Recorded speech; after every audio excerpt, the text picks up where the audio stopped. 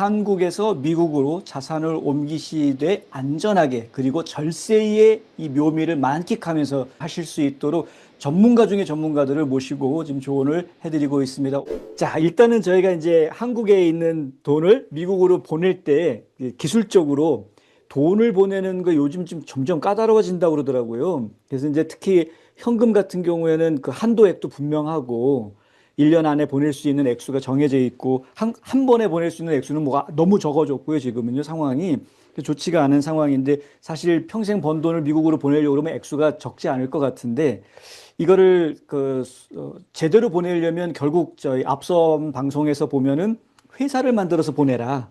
이제 이런 얘기를 저희가 해외 했었거든요. 현지 법인. 예. 예, 현지 법인을 만들어 가지고 보내라. 근데 해외 현지 법인을 만들어서 보내는 거랑 한국에서 법인을 만들어 가지고 해외 투자를 하는 거랑 뭐 어떤 게 더 나은 거라고 할 수 있나요? 일단은 이제 그 부분을 너무나 많은 사람들이 물어보기 때문에 우리가 이제 분석을 굉장히 많이 해봤어요. 음, 근데 이제 만약에 본인이 개인이 미국으로 현지 법인을 만들어서 보낸다고 하면은 결국은 미국에서 발생한 소득에 대해 가지고 개인 자격으로 세금 보고를 하는 겁니다.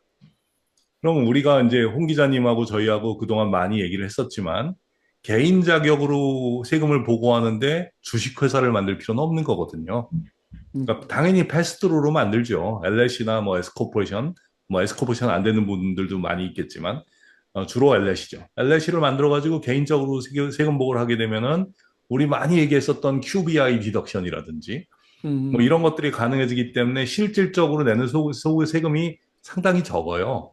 네, 상당히 적은데 굳이 법인을 만들어 가지고 미국 법인에다 보고를 하게 되면은 미국 법인은 어찌됐건 이중과세가 되는 거거든요. 음, 주식회사니까. 응? 그 법인이 법인세를 한번 내고 거기서 배당을 받으면 배당세를 또 낸다는 거죠. 네, 그러니까 이제 그렇게 되면은 당연히 개인으로 투자하는 것보다는 불리한데 음, 여기서 문제가 하나 생깁니다. 그분이 한국에 사는 사람이기 때문에 미국의 세금을 얼마를 내건 상관없이 한국에다 세금 보고를 또 해야 되거든요. 어, 예. 그러니까 한국의 세금 보고하는데 한국의 개인소득세율이 50%까지 된단 말이에요.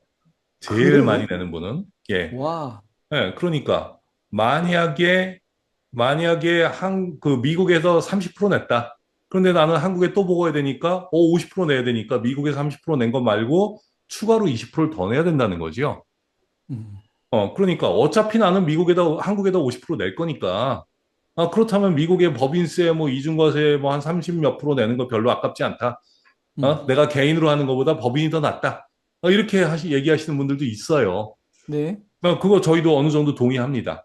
그럴 경우에는 아주 특이한 경우지만은 법인으로 말씀을 드리는 경우도 음, 있는데, 우리 그런 얘기 많이 했잖아요. 나중에 상속을 하기 위해서는.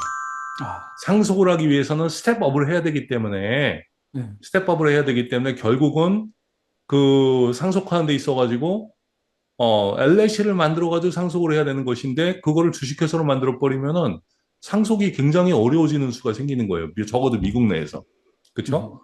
그러니까 그런 부분, 상속할 때 스텝업이 돼가지고 양도세를 피해야 되는데, 그 네, 양도세를 피할 수가 없는 상황이 될 수도 있는 거죠. 그렇다면 우리가 또 이제 똑같은 문제로 돌아가는 겁니다. 한국에 계신 부모님이 영주권 받아서 미국으로 올 수 있냐, 없냐? 네, 결국 그걸 따져야 되는 거예요. 언젠가 미국으로 오신다. 오실 네, 가능성이 충분하다. 네, 본인은 안 온다 그러는데 애들이 더 미국에서 커버리면 결국은 오게 되죠. 네, 손주 예, 보러 가자. 그렇죠. 네, 예, 그렇게 오시게 될 가능성이 아주 크다라고 하면은 자, 네, 생각 좀 한번 다시 한번 해봅시다. 이게 법인이 법인에다 투자하는 거는 일단 기본적으로 미국 내에서 낸 세금이 너무 많다. 그리고 음, 미국 내에서 증여상속하는 데 있어가지고 아주 큰 걸림돌이 된다. 음, 이렇게 말씀을 드리고 전체적으로 다시 한번 그게 제일 어려운 작업이에요. 이 음, 시나리오 A와 시나리오 B가 어떻게 차이가 나는지, 구체적으로 어떻게 차이 나는지. 그런 부분이 사실은 제일 어렵습니다. 근데 일단은 기본적으로는 미국 세금만 따지면은 법인이 법인에 투자하는 것보다는 개인이 미국의 LLC에 투자하는 게 100번 낫다라고 말씀을 음, 드리죠. 결국은 이제 한국의 법인이 미국에 투자하고 뭐 이렇게 얘기하다 보니까 이제 한국의 법인 얘기가 나왔잖아요. 음, 그러니까 이제 한국에 법인이 있는 분들이 아까 뭐 비상장 주식을, 상장 주식을 갖고 있을 때 어떻다. 한국에서 미국으로 올 때 뭐 미리 팔고 와야 된다 뭐 이런 얘기를 우리가 했었는데 비상장 주식. 그러니까 본인들이 이제 법인을 갖고 있는 거예요. 법인을 갖고 있는 사람들이 미국에 오게 되면은 일어날 수 있는 엄청난 문제들이 있는데 그 부분을 알고 있는 사람은 정말 극소수거든요. 그래서 재작년에 저희가 한국에 가가지고 우리 최현정 회계사님이 그 부분을 한국에서 빵 터뜨려가지고 정말 많은 사람들이 놀래고 이런 것도 있구나라고 해가지고 정말 그 했는데 사실 굉장히 큰 문제이기도 합니다. 그래서 음. 최현정 회계사님이 이 부분에 대해서 지금 굉장히 오랫동안 강의도 하시고 하셨던 부분이 있으니까 최현정 회계사님 설명 좀 해주시죠. 네, 그러면 이거 슬라이드 보면서 제가 설명을 드릴게요. 방금 말씀하셨던 것처럼 우리 종로에 사는 김 선생님이랑 그 가족분들 또는 김 선생님 혼자 한국에다가 법인을 설립을 해서 운영을 하고 계시던 분이에요. 그러면은 지금 김 선생님도 그렇고 이 법인도 그렇고 둘 다 한국에만 납세 의무가 있죠. 한국에 세무상 그 납세 의무가 있는 세무상 거주자고요. 미국하고는 아무런 상관이 없는 상황으로 지금 잘 운영이 되고 있다고 지금 보여집니다. 그런데 이제 이분들이 영주권을 취득하시게 된 거예요. 영주권을 취득하시게 돼서 그럼 어떻게 되는지 한번 볼게요. 영주권을 취득을 하시게 되면 주주가 미국 사람이 되는 거죠. 미국에 납세 의무가 있는 US person이라고 하는 분들이 한국 가족법인을 보유를 하고 있는 상황이 되는 거고요. 이때만은 이래도 아직 한국 법인은 한국 법인이에요. 그래서 미국에서 이 한국 법인에다가 과세권을 행사할 수 있는 건 아니고요. 행사할 수 있는 건 아닌데 미국에서 이때 뭘 보냐 하면은 자, 미국 사람들이 이 외국 법인에 얼만큼을 어떻게 가지고 있는지를 봅니다. 봐서 가족들이 합해서 50% 이상 지분을 가지고 있는 외국 법인의 경우에는 이 미국 사람들이 통제할 수 있는, 미국 사람이 컨트롤을 가지고 있는 법인으로 보는 거예요. 그래서 10% 이상 보유한 미국인들이 50% 이상 가지고 있다. 그러면 이거는 CFC, 미국 사람들이 컨트롤할 수 있는 법인이라고 해서 CFC 법인으로 돼서 이때는 미국에서 이 법인에서 나오는 소득에 대해서 과세권을 행사하려고 합니다. 이때 과세를 어떻게 하냐 하면은 우선은 해외에 있는 법인이 저희가 흔히 말하는 불로소득이라고 있잖아요. 패시브 인컴이라고 미국에서 하는데 이자, 배당, 뭐 임대료, 사용료, 뭐 환차익 뭐 이런 소득이 나오는 경우에는 이건 무조건 이 법인에서 주주한테 배분하지 않거나 배당하지 않았다 하더라도 무조건 주주한테 이건 너한테 귀속된 거야 하면서 바로 과세를 하는 부분이 하나가 있고요.